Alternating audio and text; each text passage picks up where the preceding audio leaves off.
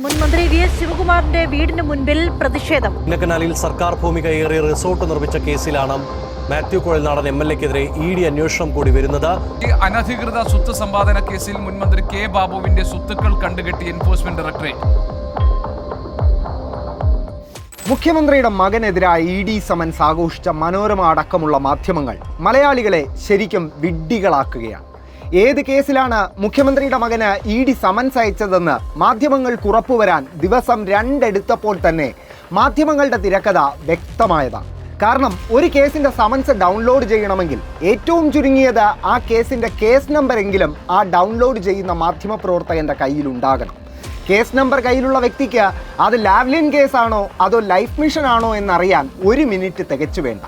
അതായത് കഴിഞ്ഞ കുറച്ച് ദിവസങ്ങളായി കേസ് നമ്പർ പോലും ഇല്ലാതെ ഏതോ ഒരു കേന്ദ്രം നൽകിയ ഒരു സമൻസിൻ്റെ ചിത്രം മാത്രം ഉപയോഗിച്ചാണ് ഈ കണ്ട കോലാഹലം മൊത്തം മാധ്യമങ്ങൾ കേരളത്തിലുണ്ടാക്കിയത്.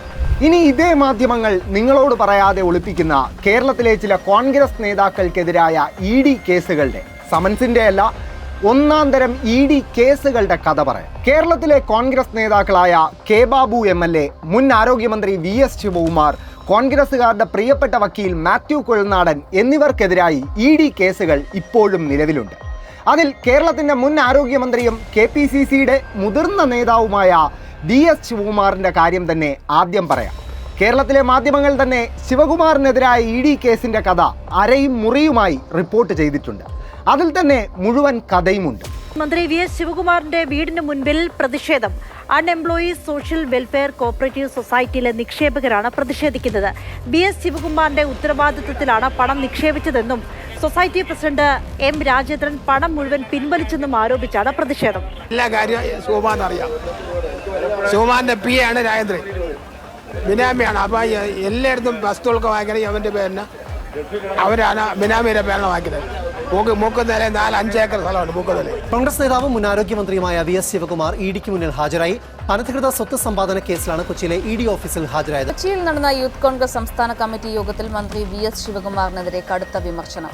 തിരുവനന്തപുരം ജില്ലയിൽ നിന്നുള്ള പ്രതിനിധികളാണ് മന്ത്രിക്കെതിരെ ആഞ്ഞടിച്ചത്. നിയമസഭാ തെരഞ്ഞെടുപ്പ് മുന്നിൽ കണ്ട് ശിവകുമാർ BJPക്ക് വോട്ട് മറിച്ചതായി ഭാരവാഹികൾ ആരോപിച്ചു.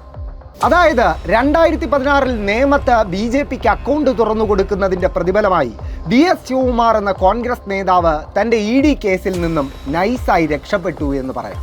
ഇനി ഇപ്പോഴും കേരള നിയമസഭയിൽ MLA ആയിട്ടുള്ള കോൺഗ്രസ് നേതാവ് കെ ബാബുവിൻ്റെ ഇ.ഡി. കേസിൻ്റെ കഥ പറയാം. ഈ വർഷം മാർച്ചിലാണ് ഇ.ഡി. ബാബുവിനെതിരായ കേസിൽ കുറ്റപത്രം സമർപ്പിക്കുന്നത്.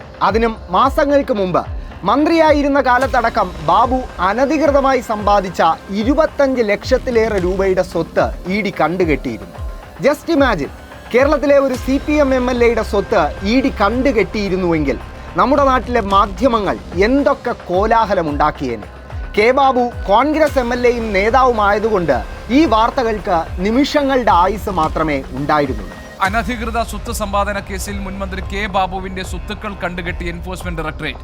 25.82 ലക്ഷം രൂപയുടെ സ്വത്തുക്കളാണ് ഇ.ഡി. കണ്ടുകെട്ടിയത്. 2007 മുതൽ 2016 വരെ അനധികൃതമായി സ്വത്ത് സമ്പാദിച്ചു എന്നതായിരുന്നു കേസ്. അനധികൃത സ്വത്ത് സമ്പാദന കേസിൽ മുൻമന്ത്രിയും MLA-യുമായ കെ ബാബുവിനെതിരെ ഇ.ഡി. കുറ്റപത്രം നൽകി. കൊച്ചിയിലെ കോടതിയിലാണ് കുറ്റപത്രം നൽകിയത്. ഉമ്മൻചാണ്ടി മന്ത്രിസഭയിലെ മന്ത്രിയായിരുന്ന ബാബു അന്ന് തന്നെ അഴിമതിയിൽ തൻ്റെ കഴിവ് തെളിയിച്ച ഒരു വ്യക്തിത്വമാണ്. എന്നിട്ടും BJPയുമായി വോട്ട് കച്ചവടം നടത്തി അദ്ദേഹം ഇത്തവണ നിയമസഭയിലെത്തി. ഇനി കോൺഗ്രസുകാരുടെ പ്രിയപ്പെട്ട വക്കീൽ മാത്യു കുഴൽനാടൻ MLA-യെ ഇ.ഡി. കുരുക്കിയ കഥ പറയാം. ചിന്നക്കനാലിൽ സർക്കാർ ഭൂമി കയ്യേറി റിസോർട്ട് നിർമ്മിച്ചെന്ന റവന്യൂ വകുപ്പിന്റെ കണ്ടെത്തലിന്റെ ഫലമായാണ് ഇ.ഡി. മാത്യു കുഴൽനാടനെ കുരുക്കുന്നത്. ഈ വർഷം ജൂലൈയിലാണ് ഇ.ഡി. കുഴൽനാടനെതിരെ അന്വേഷണം ആരംഭിക്കുന്നത്. ചിന്നക്കനാലിൽ സർക്കാർ ഭൂമി കയ്യേറി റിസോർട്ട് നിർമ്മിച്ച കേസിലാണ് മാത്യു കുഴൽനാടൻ MLA-ക്കെതിരെ ഇ.ഡി. അന്വേഷണം കൂടി വരുന്നത്. കുഴൽനാടനെ ഉടൻ ചോദ്യം ചെയ്യുമെന്നാണ് മനസ്സിലാവുന്നത്.